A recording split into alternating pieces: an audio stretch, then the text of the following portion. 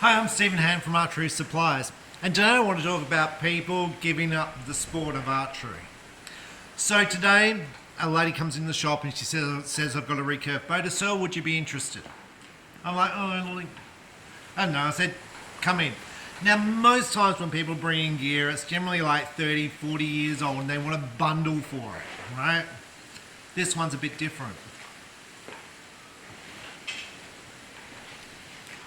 Win-win, the fancy one, probably around 1,200 bucks. Buy it a plunger, expensive sight, expensive limbs. Now, one of these you haven't seen for a long time because I don't know how you get your hands on one, but you'd have to steal it, right? Anyway. It was all really good until I dropped it and damaged it. Anyway, she comes in my shop, right, and she goes, well, I'm like, well, how much do you want? Right, so we start discussing it. And anyway, I'm like, well, where did you shoot? Now, I'm not going to mention the club that she shot at. I'm not going to mention it, but if you're local, you'll be able to work this out. And she goes, look, I'm related to Rosny Johns. So I'm the daughter or niece or something, but she's related. Now I know Rosny because I'm as old. I've been shooting for 40 years and Rosny was the coach of the Southern Vales Archery Club. So she goes, I was related to her and I was into it seriously. So she's got a really expensive Olympic setup. Although one of the limbs is now chipped. But anyway, you know that happens on my videos. So anyway, she's like, well, look, I had problems in the club. She said, look, I was made to feel, what was the word? Uncomfortable. They didn't like the fact that I was shooting this bow. And she's like, she's like, I couldn't shoot at the club. And she goes, and that was my home club. She's like, that's where, Now, that club has a tournament named after it. After Rosny, after the lady, because she was the club coach for so long, she was all there and she died of cancer, right? So I was like, well, you can go and try another club. Now I've been shooting in clubs for a number of years. And I'm going to say this is more than common. More than common that you're going to have conflict with people in the club. So you have two. You have many options. You can ignore the person and just ignore them. You can get involved, so that means you can jump on the committee, and basically that means you're going to be helping out a lot and doing lots of work, or you can just leave. She left. She went down and joined Adelaide Archery Club. Now she said, look, I had some problems down there as well. I wasn't made to feel part of the thing. And it was interesting because I was talking about my experiences in the same clubs because I was a member of Southern Vales as a junior with her mum or aunt or whatever she was. And I was like, well, I went back there as as an adult. I'm not a member of that club because I shoot Saturday afternoons. And she was telling me the people she had issues with and they were well known. So they were well known. And I was like, that's interesting. And then down at Adelaide, so she said, look, I had these issues down at Adelaide. I said, that's funny because when I first joined Adelaide, I had exactly the same issues. And with exactly the same people. And because she didn't know I knew any of them. I've never met her before, right? This is the first time I've ever met her. And so, and I said, I don't think these people shoot anymore. I said, I think they're gone. I said, the club has actually changed. It's a very embracing club and the people there are very relaxed and very helpful. So I said, you might want to try that. I said, you might want to go and try out, Strathalbyn because that's run by a really nice lady and her husband. They old members of the shop, but they are lovely. They're a lovely club and that club is growing out of sight. Massive growth in a rural area because it's a really lovely spot to shoot as far as the people go there. Make you feel welcome, they make you feel invited, they make you feel part of the community. And I said, the other thing is go and try out Eden Hills. Very nice club run by a very nice lady down there. So I was like, go and try out that. And she's like, she goes, She goes, look, I might try it again. She goes, I might try compound. She goes, but I really got put off. And this is a relative of a person who was a lifelong member of the club, like thing. So, look, I'm going to say you're probably aware that I probably have pissed off people before. Goes without saying, right? When I first joined Western Valley Archery Club, we had 4 members at the club, 4. And there was about 2 regular shooters. And I'd rock up and I'd be the only person shooting, and I'm like, well, this isn't really like, we need to do something about this. They didn't want to do anything, so I joined the committee. I became coach, and then I basically changed the whole way that club ran. And then we had 100 members and heaps of kids, and we were there. I mean, it wasn't even a thing about dominance in Canberra about which club was dominant. Western was, we had 20 kids and the other clubs had 1 or 2.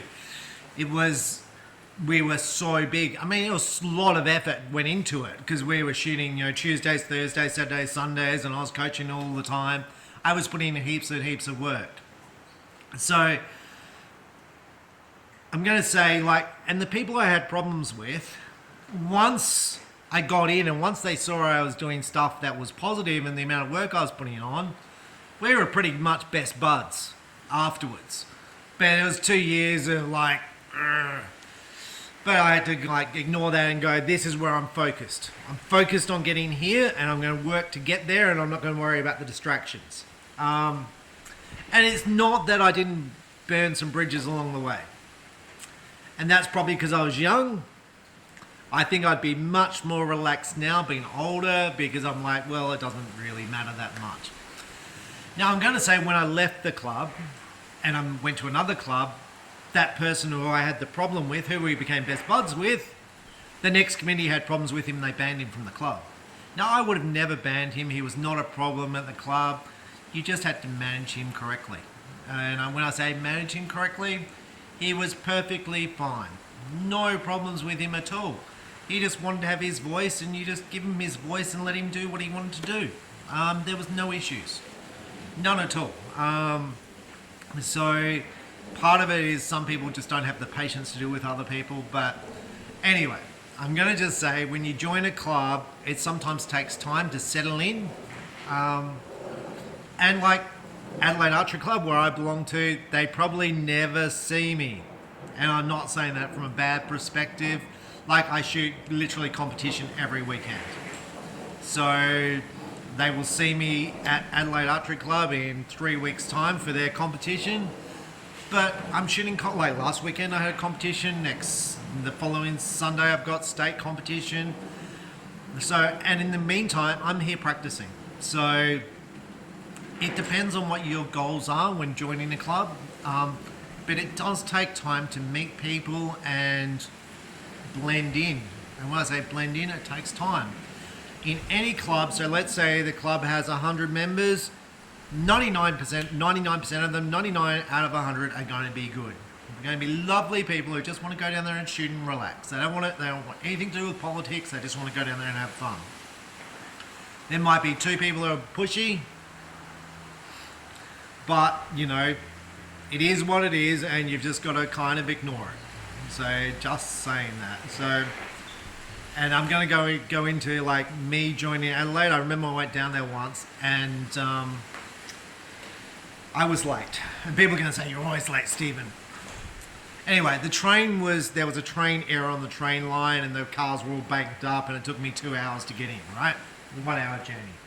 I got there 15 minutes late, right? I don't think we'd started scoring yet. Maybe we had, but it wasn't pretty much after that.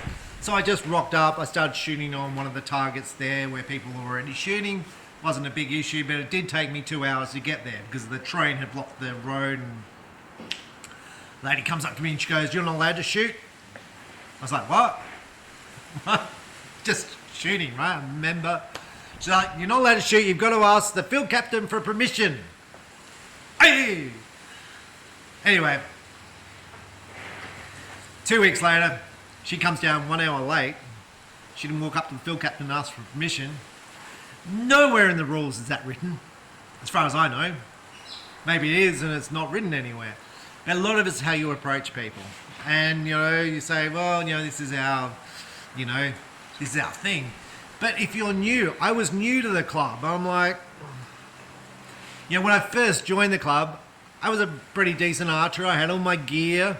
And they're like, where did you do your beginner's course? Have you shot here? Have you, and these people are asking me this and they can't hit the target. I'm not being mean. I'm being actual factual.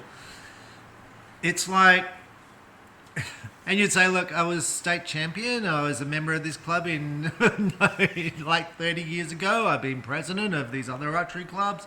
I've got to give you my whole life story. Instead of just being inviting, but part of that is they don't know you.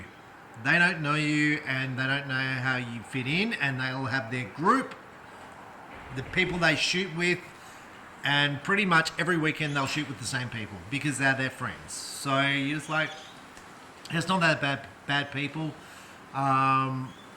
It's just you've got to know some people have their quirks. So anyway, I'm always sad when people give up the sport because that's what I work towards. I work towards getting people having fun. I think archery is a great sport because you can do it at all ages. Like she said, I'm getting a bit old now. I'm like, there are people at Southern Vales Archery Club who are shooting as 70 years old, shooting state records, shooting national records. So, go down there, go down and do the sport. Like, get into it, get fit, have fun, relax. It's a good sport. Get in and enjoy it. Like, if you're retired in this state, different clubs shoot on different days. So retired people shoot, one day one club, another day another club, and they all tend to know each other. You really have to get to know people. And if you're ever in question, you go and visit the different clubs. And you go and see how it fits in, how you fit into it. And sometimes it's really hard to know. When I joined Eden Fields, I did the beginner's course at Eden Fields in 1982. 40 years ago. 1982, I did the beginner's course at Eden. After I finished the course, I was just left on my own device. Like, there was no one. I was like, the shooters just go off and do their course, they put themselves in groups and off they go. I was just like left to my own device. So it was like, it was not like, hi Stephen, because I was a beginner. It's like no one, I was nothing basically. So, look, I'm going to say, with the club, just take your time. Eventually you'll roll into it, people will get to know you, you'll start to shoot with them. Once you shoot with them once, you'll probably shoot with them a second time, and then you'll be shooting with them. Clubs are big, and there's generally, there is some turnover at clubs as far as there's always new people coming into clubs. All the clubs here are generally filled up, they're beginners courses. So the club I belong to, Adelaide, is filled up for 1 year. A 1 year wait time to get into Adelaide Archery Club to do their beginners course, 1 year. So there's always new people coming in, and there's always new people starting. There's always, people coming from interstate to join the club. Get in, you give it a go, and yeah, it's always sad to me when I see, and that's really good gear. So anyway, I'm Stephen Hand from Archery Supplies. Thanks for watching.